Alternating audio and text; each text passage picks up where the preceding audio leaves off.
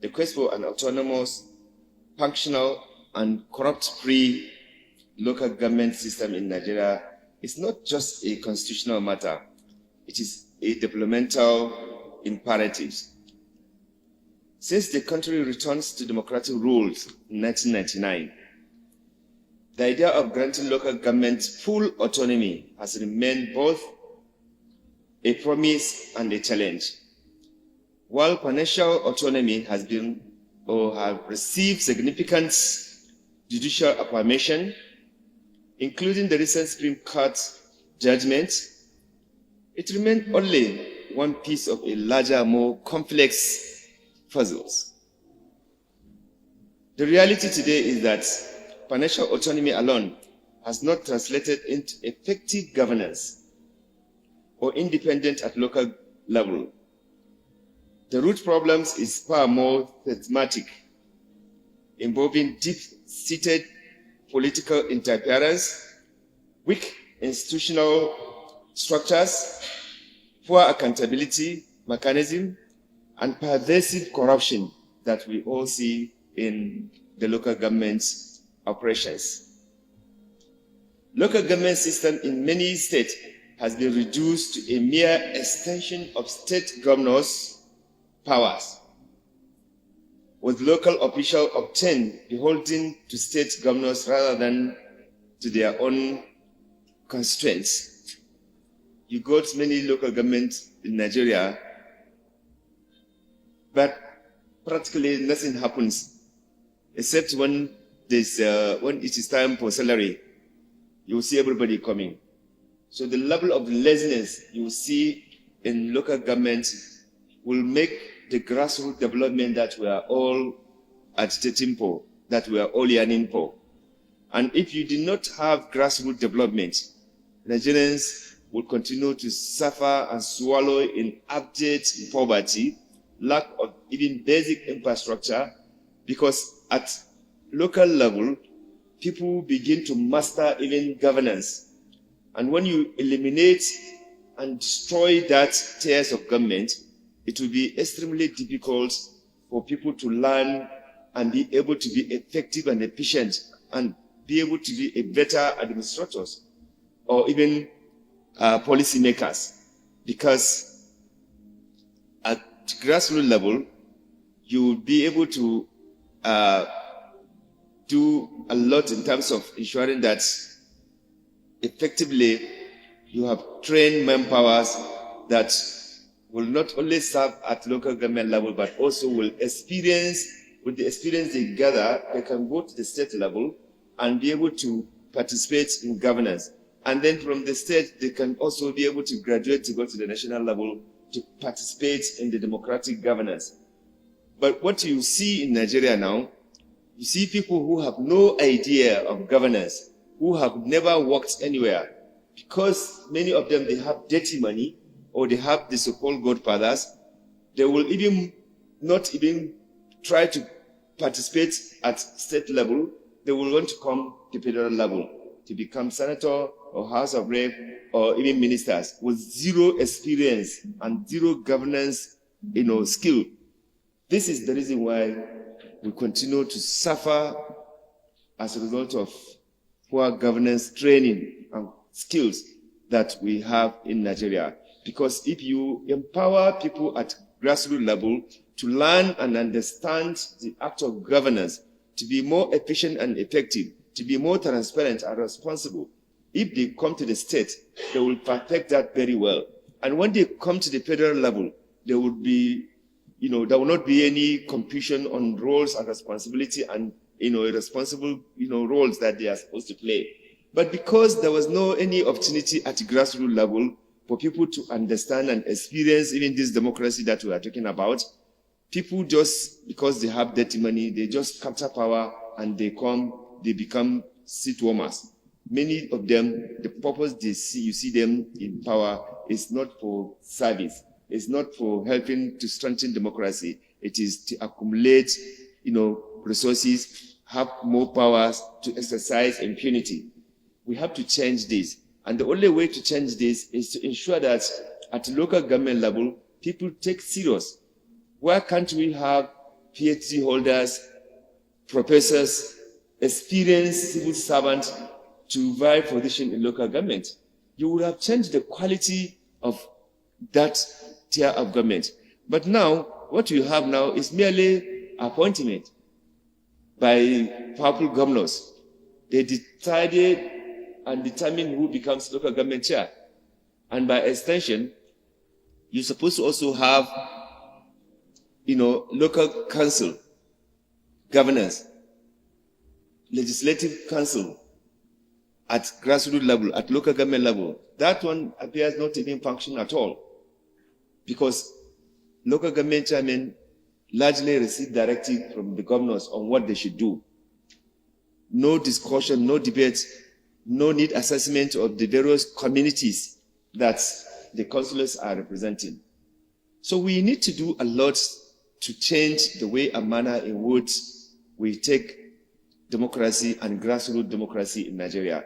Otherwise, we will continue just to be plotting this democracy, which is now backsliding, because the drivers of the democracy in Nigeria at local, state, and national level appears not to be in tandem with democratic tenets in this country. Many people did not even believe in free and fair and credible election.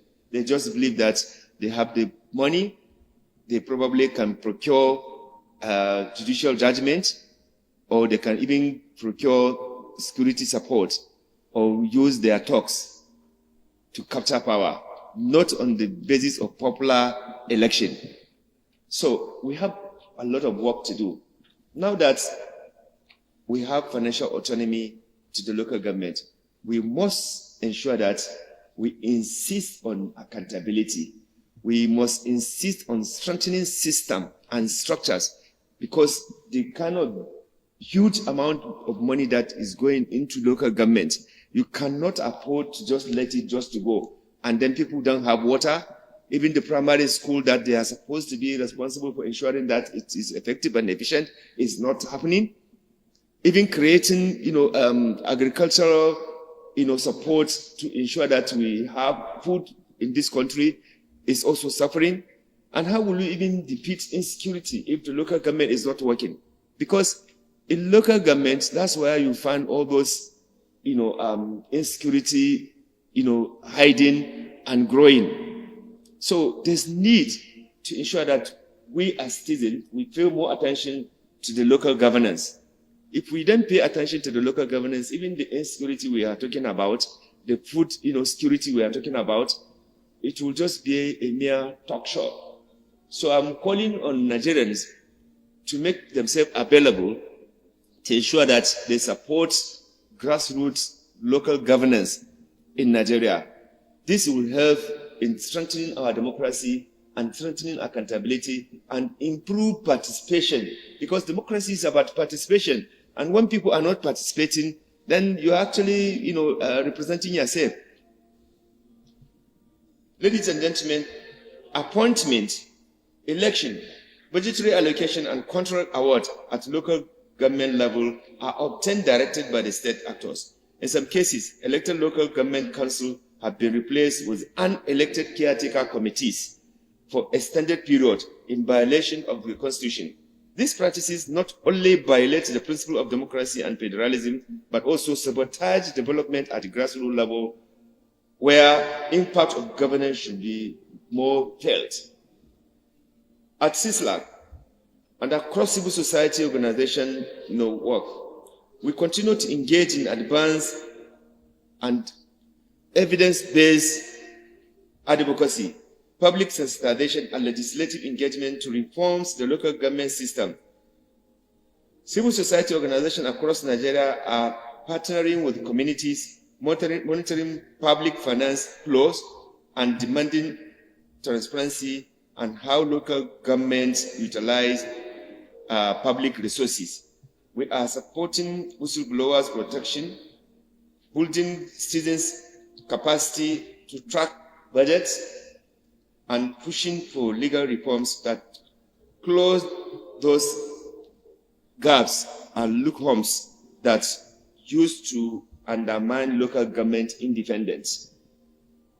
Indeed, situation calls for holistic reforms agenda. Therefore, we itemize the following: legal reforms to unambiguously guarantee political, administrative, and fiscal autonomy for local governments. If we are serious about deepening democracy and strengthening democratic institutions in Nigeria, we must canvass a reforms that will deal with both political, legal, administrative, and financial system in local governments in Nigeria. Institutional reforms that reinforces accountability through transparent budgetary, procurement, and citizen participation. Thirdly, electoral reforms that ensure credible local election, free from manipulation or state interference or even state managing the election. You conduct election, you have a very contentious local political parties in a state or in local government, and when they conduct that election, the ruling party in that state will clinch all the position, councillor, local government, everything. This kind of mad democratic winner-take-alls need to stop. We need to be doing election with free, fair, and credible, and allow political competition and contestation. There are many states, once there's local government elections in their state, it is only their party that will win. Whether it is ABGA, whether it is a Labour Party, whether it is a PDP, whether it is FEC, they are all the same. Don't deceive yourself, they are all the same. There's no difference between any of these political parties. And that is why we are also calling for reforms of political party system in Nigeria, because we don't have opportunity for independent candidates in this country. It is only through political party that you can emerge as, and contest election. And therefore, we must make sure that we reform this political party where internet democracy is absent, where it is more of like, financed by the governor in the case of state, and in the case of national level, it is the president that is the father and the mother of the party. This kind of lack of democracy in the party system continue to create legal tussle, because during the convention, you then see genuine party convention. And at the end of the day, they end up with court cases, because internet democracy, participation, in the party appears, even ownership of the party appears, is absent. Ideally, if you have a political party should be collecting due from members who subscribe to the idea of that party. We know in the Second Republic, people were actually paying dues, members. So you build their honor, you have ownership. You can actually demand for accountability, and you can insist on democratic, election in that party. But a situation whereby it is only the governor who will finance everything and his colonies, therefore dictating who becomes senator, dictating who becomes House of Rep, dictating who becomes local government chairman, and even dictating who becomes an ambassador, because the president probably will consult the governor to give nomination for who should be a DG, who should be. So the governors are too powerful in Nigeria. We have to dismantle and disrupt this manipulative tendency that we have that hijack true democratic participation in Nigeria, if we really want to continue to have democracy in place. Ladies and gentlemen, the other thing that we also call for is empowering traditional institutions and local civil society to play a constructive role in local governance. Our traditional rulers, many of them are still being respected in this country.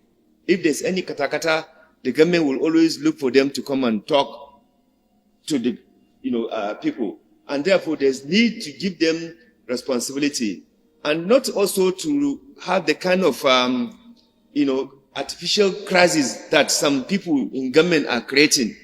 For example, where we all know the constitution is very clear, the state's governors has a responsibility of the traditional institution. Now, we're having a situation where you are having federal emir deploying all sorts of security apparatus to a illegitimate federal emir to cause chaos when you are supposed to be ensuring that you demilitarize, you create peaceful atmosphere. some people that are responsible for this kind of action in government should please note that we did not have opportunity or time or resources to be creating artificial trouble. Already the trouble that we have is overwhelming. Just this week, we received numerous number of people killed in Benue. It has been going on between Benue, Niger, Kaduna, Zamfara, Sokoto, and even to some extent in Kebbi and Kaduna.